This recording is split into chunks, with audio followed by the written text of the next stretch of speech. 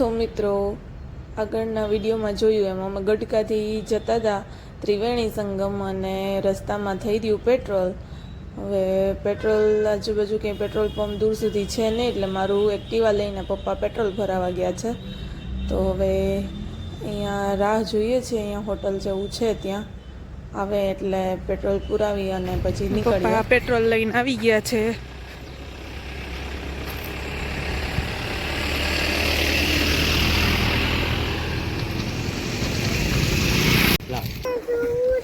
એ જોતો ઓલા માઈ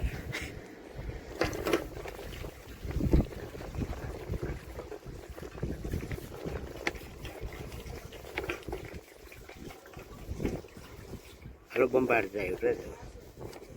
હાલો પેટ્રોલ નખાઈ ગયું છે અને હવે અમારી ગાડીથી ત્રિવેણી ત્રંબા ગામ.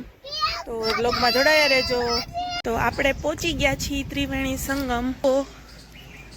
અત્યારે તો પાણી ખૂબ ઓછું છે, પણ ચોમાસામાં ફૂલ પાણી ત્રણેય નદીનું ભેગું થાય. અને આ ઘાટ છે બધા.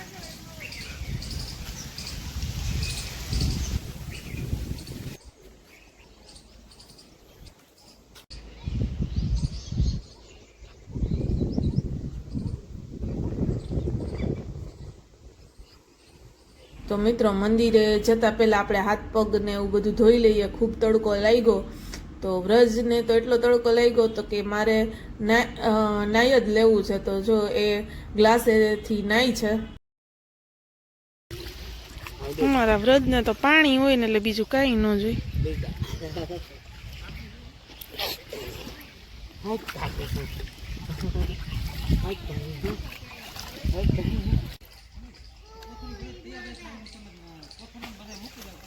શું કરસ?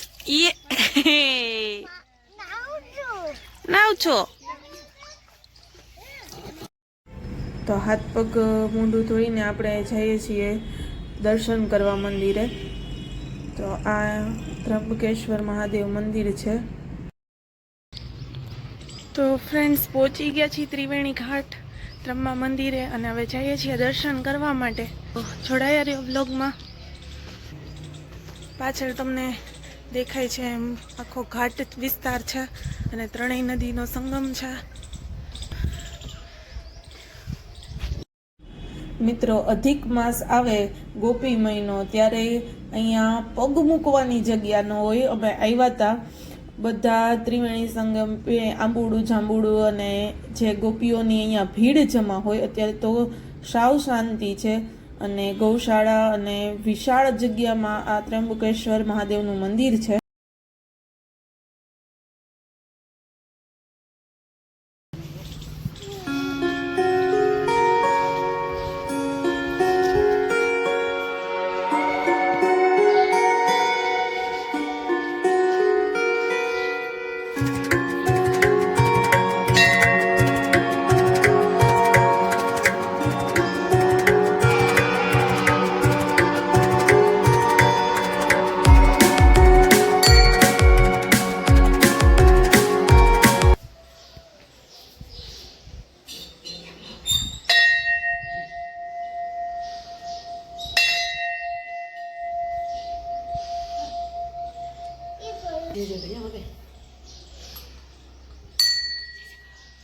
અહીંયા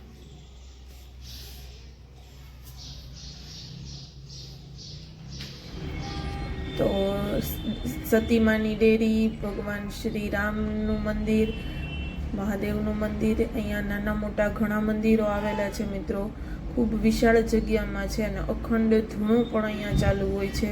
તો હવે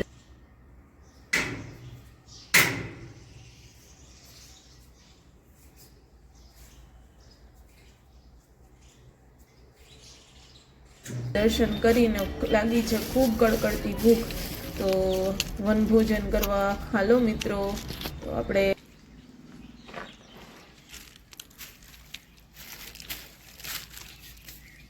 તો બપોરા કરી લીધા છે અને વ્રજ બપોરા કરીને સીધી એનર્જી ચડી ગઈ. તો જો લપસિયા ખાઈ છે. હાલો આવી જાઓ.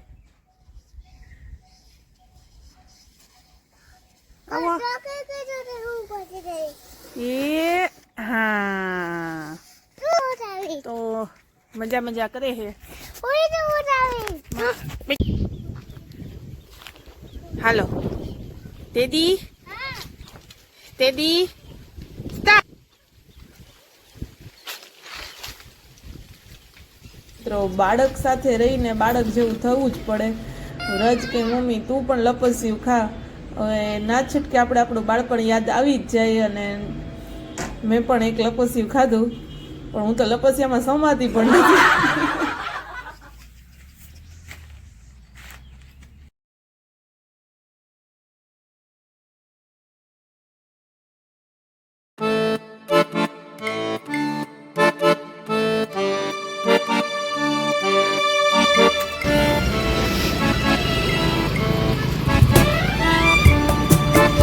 મિત્રો ફૂલ તડકો લાગ્યો ને હવે આપણે રસ પીવા માટે આવ્યા છે. આપણો રસ તૈયાર થઈ જાય.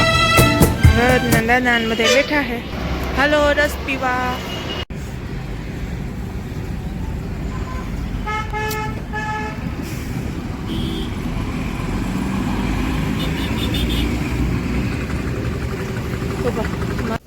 તો બપોરે થાયકા પૈકા સુઈ ગયા હતા, તો હવે સીધા સાંજે રગડો બનાવી છે. તો ડુંગળીનો અને ટમેટાનો વઘાર થઈ ગયો છે.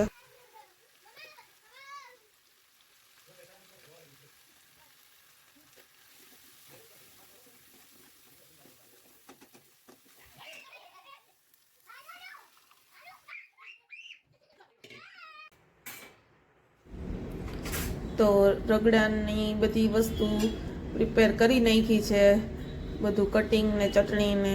તો હાલો મિત્રો રગડો જમવા.